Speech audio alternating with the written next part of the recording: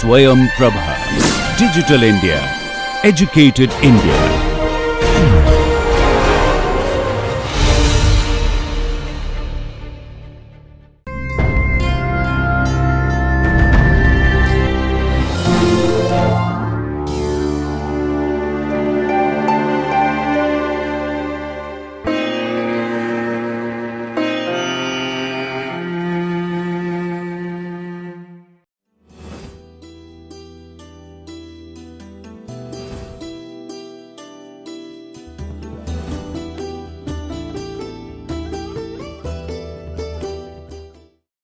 Hello everybody, Namaskar. Now we are at the 8th lecture. In the next half an hour or so, we will discuss about various issues related to handling and transportation of fruits and vegetables. The concept which we will cover here is handling of different fruits and vegetables at different stages, transportation and its various models, reefer vans or refrigerated vehicles, temperature control and air circulation systems in vehicles, and loading consideration and patterns with a view to take care so that there is no damage during the transportation and handling of the produce. What do you mean by handling of fruits and vegetables? Obviously, taking the commodity from one place to other place, because these fruits and vegetables, they are very vulnerable commodities. So, improper handling may cause deterioration, and also it is one of the major cause for the post harvest losses. So, careful and proper handling of the produce at each and every stage is necessary or essential, and careful handling protects the quality as well as enhances the shelf life of the produce.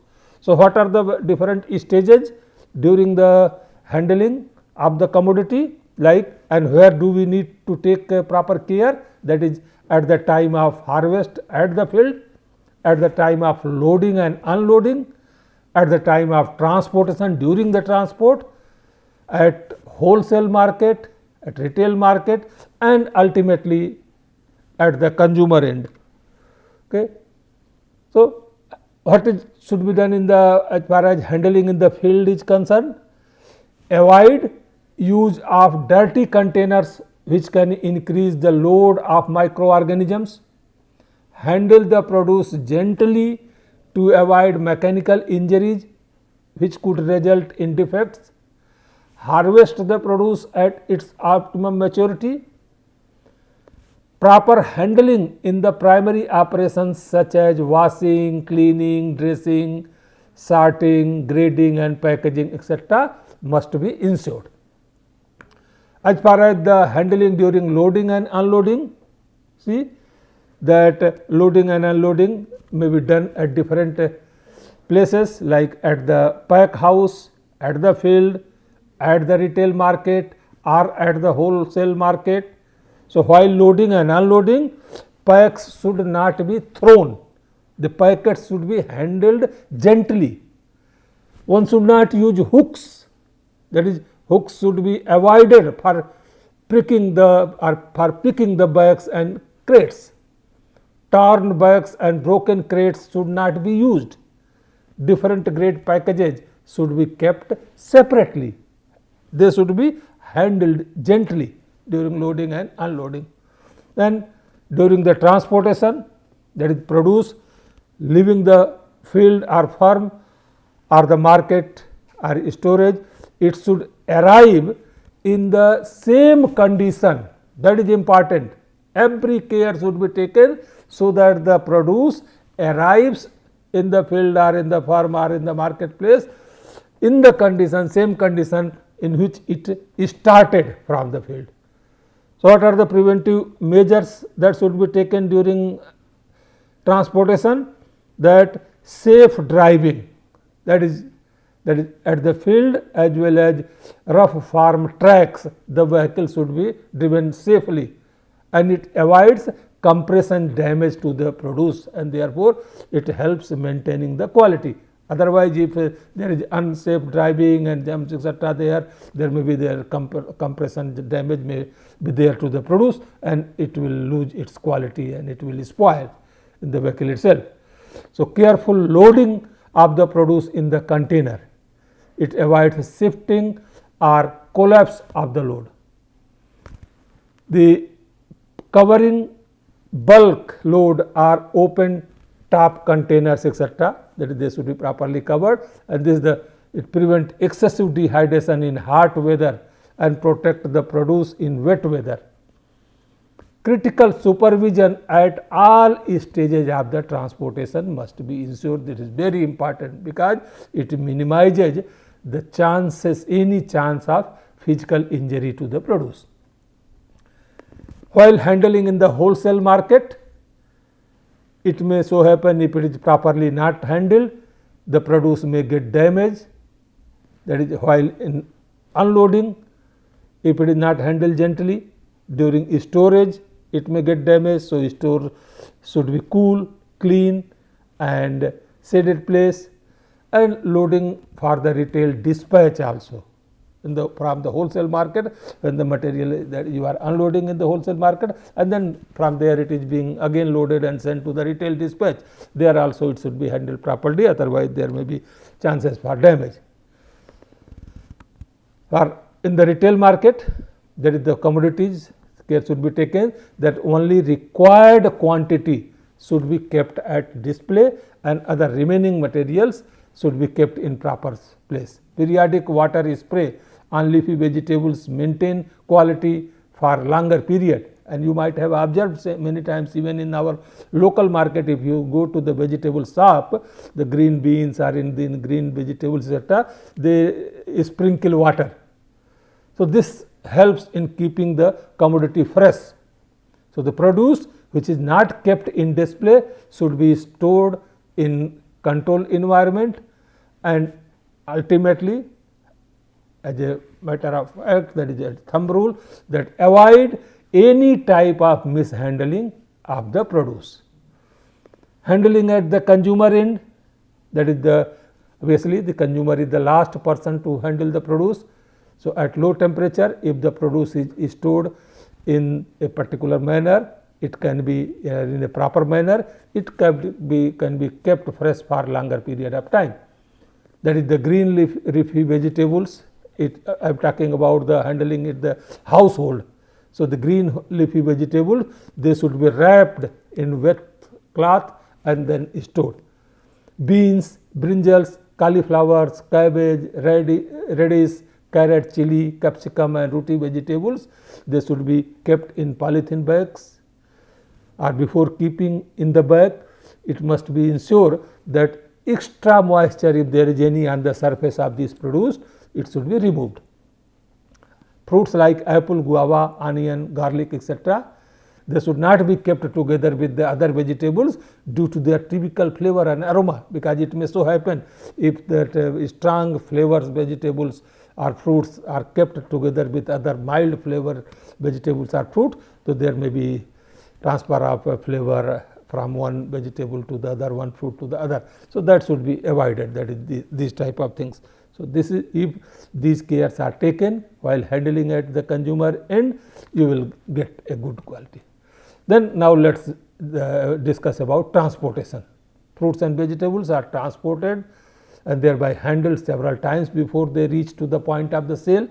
So, proper selection, packaging, handling and maintenance of optimum temperature during all stages, as I told you earlier also, prevents physical damage and retards natural deterioration process.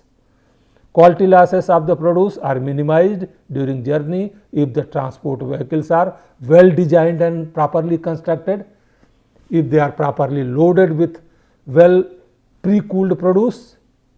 Pre-cooling methods and advantages of pre-cooling we discussed in the last lecture, and the vehicle should be maintained at optimum temperature. The commodity also, when it is loaded or inside during the transportation, the commodity should be maintained at the proper temperature, optimum temperature etc. Nowadays, we are living in the information technology era. Consumers are well aware about their health and what they should eat, what they should not eat. That is, the consumers are very much quality conscious, and this has increased the demand of fresh produce of good physical quality, appearance, and the produce which is safe to eat. So, quality loss is the result of improper handling, storage and transportation. Okay. During transportation, if the temperature management is poor, as I told you, if there is a lack of a progressive transport system, if there is a lack of refrigerated transport, or if there is a improper loading and unloading, the practices for loading and unloading are not proper, and the poor infrastructure. So, these are the some issues in the transportation which must be taken care of. So, what are the recommendations? That is, create awareness on proper transport system management. As far as possible, use horticultural value chain vision. Provide financial incentives both in the terms of front and back ends. Encourage investments. Provide laws that give investors the assurance of security. So, these are some of the recommendations which should be implemented to deal with the issues related in the transportation, and this will help in maintaining the quality.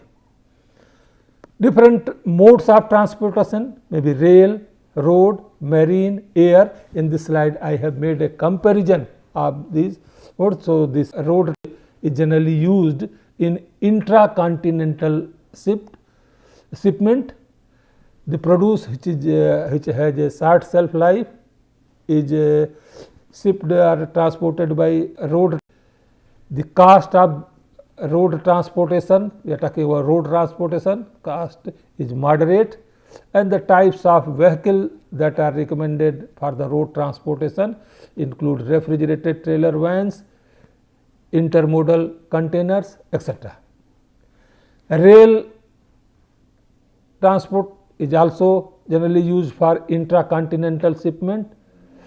It is used for the commodities because sometimes when there is a comparatively long distance shipment is needed. So, the commodities would have medium shelf life or more than little longer shelf life.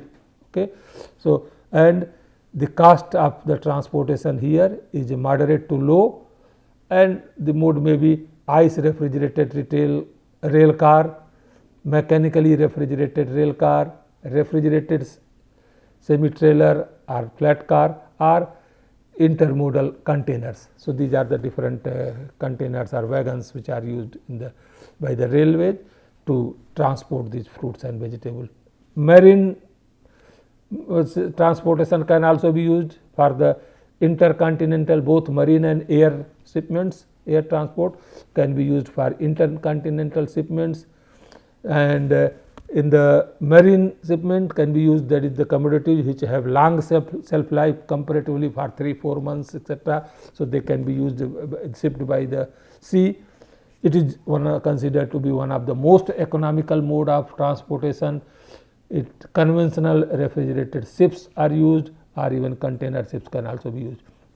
But air shipment, particularly when it is very high value produce, it has very short shelf life because it is expensive.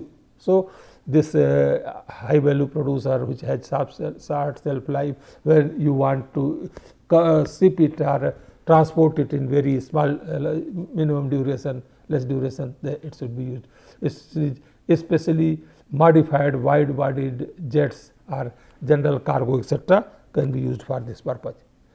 Now, let us discuss about reefer vans or refrigerated vehicles.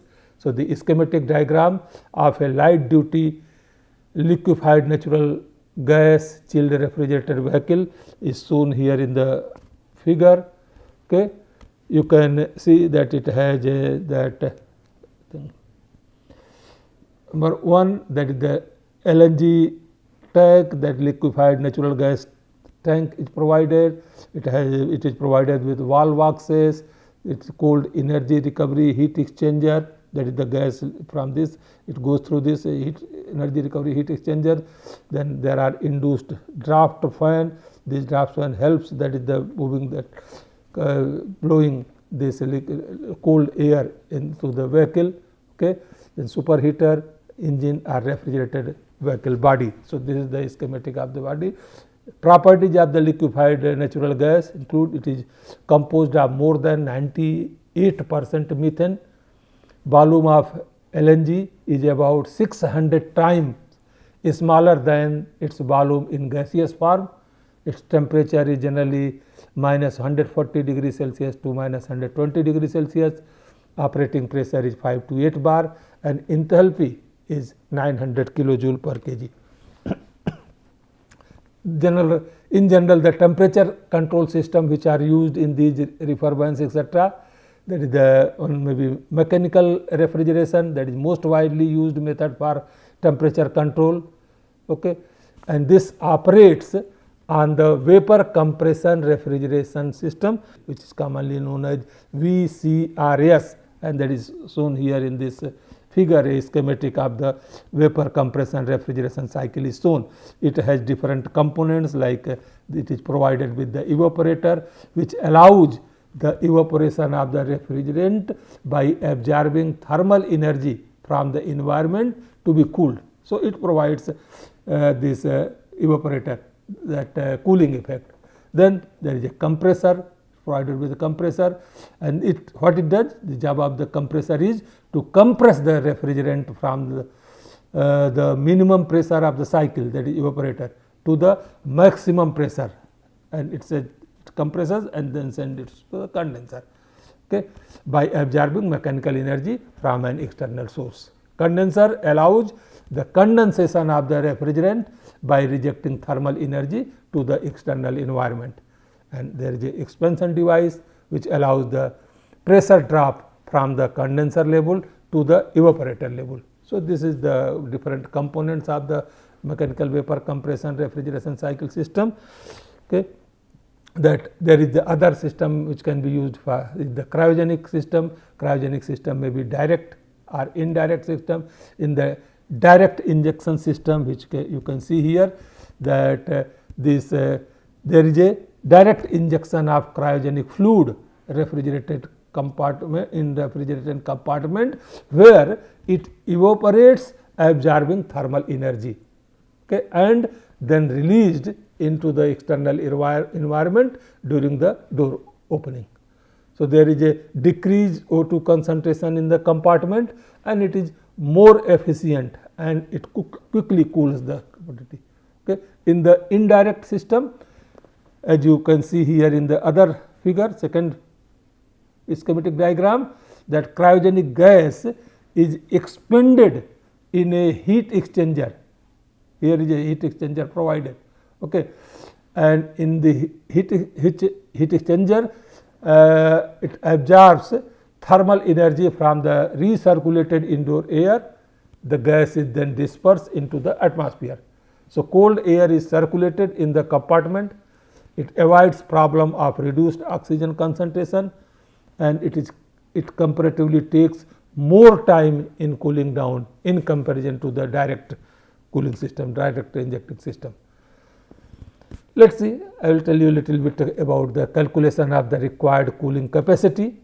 How can we calculate? That the refrigeration system must be capable of removing the all heat entering the vehicle from outside, all heat generated within the vehicle, that is you have placed the commodity. So that is the respiration low heat etc. generated, or the field heat etc. which coming if it is not properly cooled etc. So some heat will come from outside, or any heat contained in the vehicle itself. So the vehicle should be, refrigeration system should be able to take care of all these things, remove all this heat. So to calculate total heat capacity or total cooling capacity, Q total of the vehicle can be calculated from, that is Q total is equal to Qi plus Qe plus Qres. Qi is the internal heat load, Qe is the external heat load, and Qres is the residual heat load. internal heat load QI includes, as I told you, respiratory heat, that is QR, generated by the produce, and it depends upon the type of the commodity, its loading pattern, it's less than, and it is generally less than the normal at freezing temperatures. Okay. Then any field heat, that is the QF, that remains within the product, and the field heat QF depends on the product mass M in kg, specific heat Cp, and difference between the initial and desired temperature, that is delta T.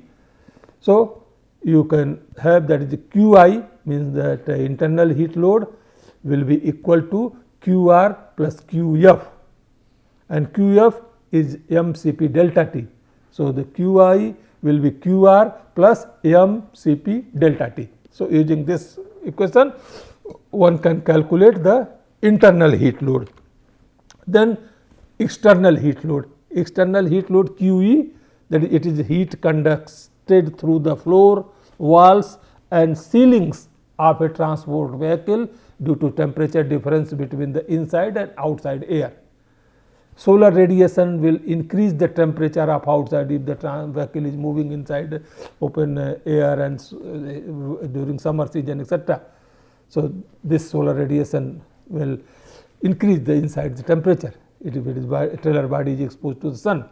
Then infiltration or heat from warm air entering through small holes, cracks, drainage holes, etc., broken door seals, and also when the doors are opened during the journey, etc. So, in that process also some heat may enter inside the vehicle.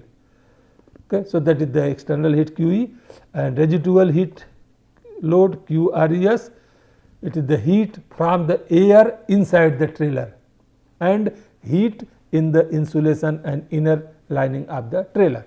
So, this QE, external heat load QE, is equal to again U A delta T multiplied by small t.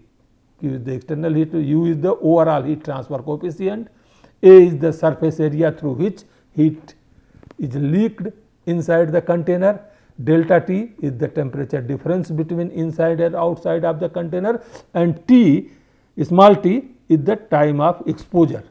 So, using these parameters, these known values, okay, one can calculate the external heat. Now, you have calculated internal heat load, external heat load, you know the residual heat load. So, one can calculate the cooling, total cooling capacity.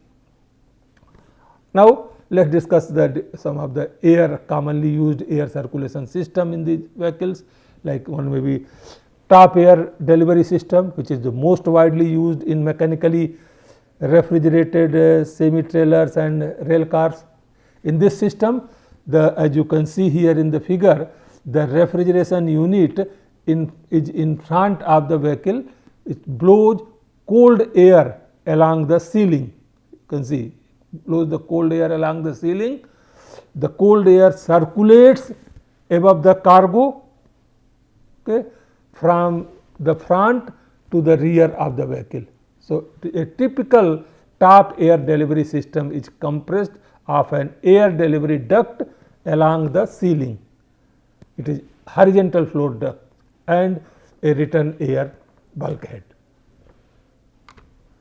Bottom air delivery system, again same you can see here in this figure.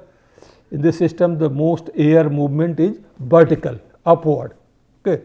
The refrigeration system blows cold air in the T-beam floor of the container. This air flows from the front to rear of the vehicle and is forced upward through the cargo.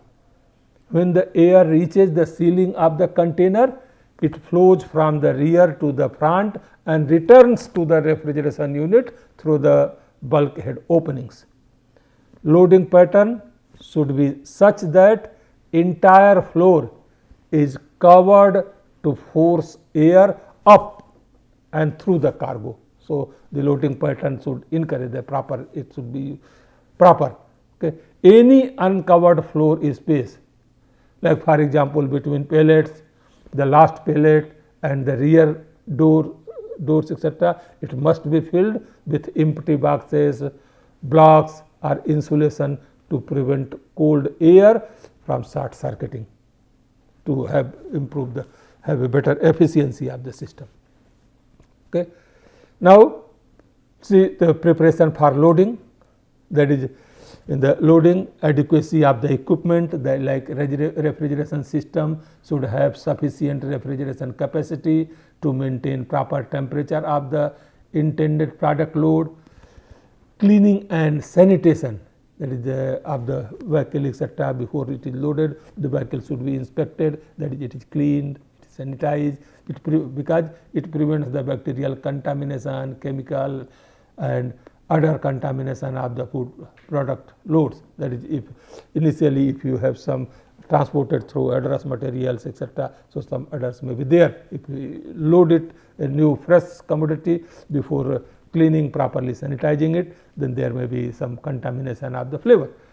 Okay. Vehicle maintenance is very important. It improves vehicle ability to maintain desired product temperature during transit, and pre-cooling or pre-warming of the vehicle. It needs to attain desired transit temperature for the produce. It reduces chances of overloading the refrigeration system.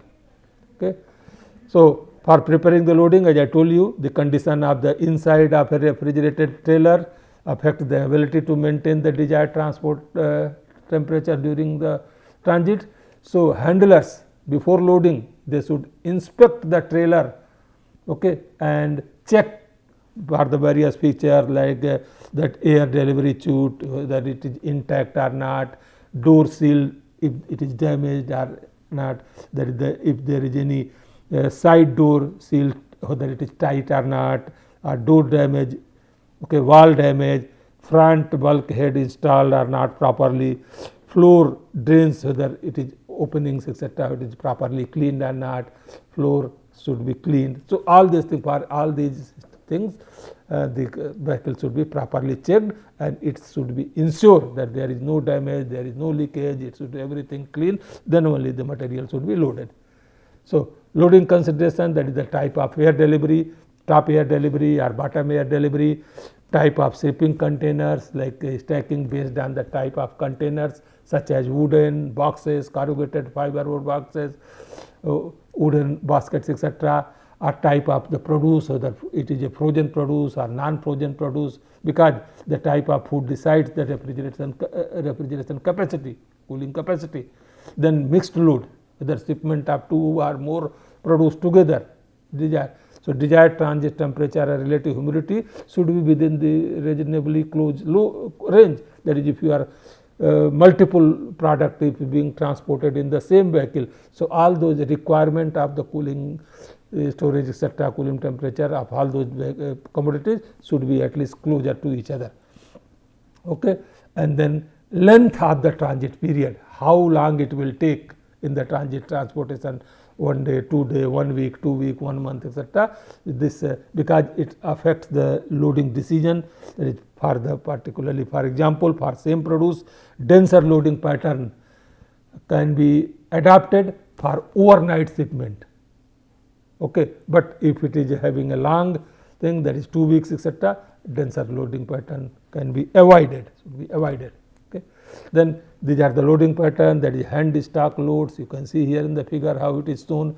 Produce transported in cartons should be stacked so as to allow adequate air circulation through the load. The figure illustrates crosswise offset loading of the partial telescopic containers on the floor of the truck. Pallets or other supports should be used to keep the cartons out of the direct contact with the floor. Okay. Then use of proper channels, that is the parallel channels, etc. When cartons of various sizes are to be loaded together, the larger and heavier containers should be placed on the bottom of the load. Parallel channels should be left for the air to move through the length of the load. Then pigeonhole pattern, you can see here boxes are stacked in a alternating solid and open layers, and channels are left down both side walls. This pattern provides channels for proper air circulation, that is air circulation lengthwise through the load, and it allows every box to be in direct contact with the refrigerated air. Then pallets and slip seat loads, the container should be loaded, as you can see here in the figure, should be loaded so that they are away from the side walls and the floor of the transport vehicle in order to minimize the conduction of heat from the outside environment. Okay. The use of pallets keeps the cartoons off the door, off the floor, while center loading leaves an insulating air space between the pallets load and the outside wall. Okay. Bracing, very important thing, bracing the load. There should be always, it should be to avoid between the last stack of produce and the back of the transport vehicle. The load should be braced to prevent shifting against the rear door during transit. If the load shifts, it can block air circulation, and fallen cartoons can present a great danger to the worker who will open the door at the destination market. So, a simple wooden brace can be constructed and installed. As you can see here, different designs of the brace are provided in this figure, that is, this should be installed to prevent damage, any damage to the packet during the transportation. Okay. So, here these are the various factors I have summarized in this table, that is the factors affecting quality of the produce in transportation and the remedial solution, like initial quality, defective or damaged produce more susceptible to disease or physical damage. So, selection of the proper varieties, they should be harvested at optimum maturity, all these things also we discussed in the real class. Then produce temperature, because this temperature influences the metabolism and determine deterioration rate. So, it must be ensured that proper maintain the desired temperature throughout the journey, check refrigeration capacity, etc. Okay. And overcooling should be avoided, otherwise it may cause chilling injury, etc. Then humidity and water loss also, maintain high relative humidity around the produce, reducing water permeability of the produce surface, that is by applying wax to the surface or such other measures. Okay. It should be ensured that humidity is maintained, providing only sufficient air movement to remove heat of respiration, etc. So, these are the various factors. Okay. Then gas composition, again we have discussed is that use of CAMS system will be beneficial, and any physical injuries should be avoided, that is the effect of physical injury, rubbing, compression, etc. It results to the quality loss, damaged tissue decay more rapidly, and this decay may spread and ruin the other produce, etc. So, use of proper packaging material, stack or load produce carefully in vehicle, secure the cargo within the vehicle by using aluminum or wood load locks, fiber wood, honeycomb fillers, wood blocking and mailing strips, or inflatable craft paper airbags, etc. Okay. And here that mixed load and transport conditions we have provided, that is the different groups, that is the similar material, that is which required almost similar temperature, etc. Temperature and relativity during transportation, like in group 1, apple, apricot, berries, etc., fig, grapes, peaches, their temperature may be required to 0 to 1.5 degrees Celsius and 90 to 95% humidity. And the atmosphere that is normally used on berries and cherries only 10 to 20% CO2, for other, that is the normal atmosphere may do. So, never in contact with the commodity, that is ice should not come in contact with the commodity. Similarly, in the group 2, it is avocado, banana, olive, fresh papaya, pineapple, etc., tomato, green tomato, pink watermelon, etc. that they require temperature around 13 to 18 degrees Celsius, relative humidity 85 to 95. And here the ice should never be in contact with the commodity during the transport. In group 3, cranberries, lemon, lychee, oranges, etc., they require temperature 2.5 to 5 degree and 90 to 95% humidity. Group 4 is the beans, snap, lychee, okra, peppers, etc.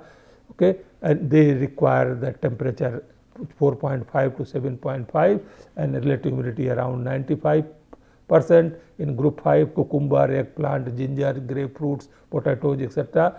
They need temperature 4.4 to 13 degree Celsius and relative humidity 85 to 90%. In group 6A is the artichokes, asparagus, beet, red carrots, etc. 0.0 to 1.1 and relative humidity 95 to 100. So, I am giving this data just for information that these are the, even when there is a need to transport multiple commodity in the same vehicle. So, they can be selected in this, they can be grouped in this. Similarly, group 6B is the broccoli, Brussels sprouts, cabbage, cauliflower, etc., turnip, radish. Okay. They again temperature 0 to 1.1 and relative humidity 95 to 100%. And here this ice contact is acceptable for all commodities. Group 7 maybe ginger, potato, sweet potato, which require higher temperature comparatively, maybe 13 to 18 degrees Celsius, relative humidity 85 to 90%. And here again it should never be in contact with ice, etc. Particularly in the cryogenic vehicles, etc. If it is used, it should be taken care that there is no freezing, etc. of the produce inside. The temperature should be maintained properly. In the group 8, it is the garlic, onion, 0 to 1.5 degree. Relative humidity required is 65 to 75%. Okay. So, now I will like to summarize this lecture, that is the proper and careful handling of fruits and vegetables is essential at every stage to reduce post-harvest losses and maintain quality. Temperature control and air circulation are important aspects of the transportation of fruits and vegetables. Irrespective of the mode of the transport, careful loading preparation and pattern should be used, and it eases the smooth delivery of the produce at any level of supply chain should be ensured, and different combinations of produce can be transported in the same vehicle, provided as I have given you in different groups, that is if the temperature and relative humidity are reasonably closer. These are the references that I have used in this lecture. With this, thank you very much for your patience hearing.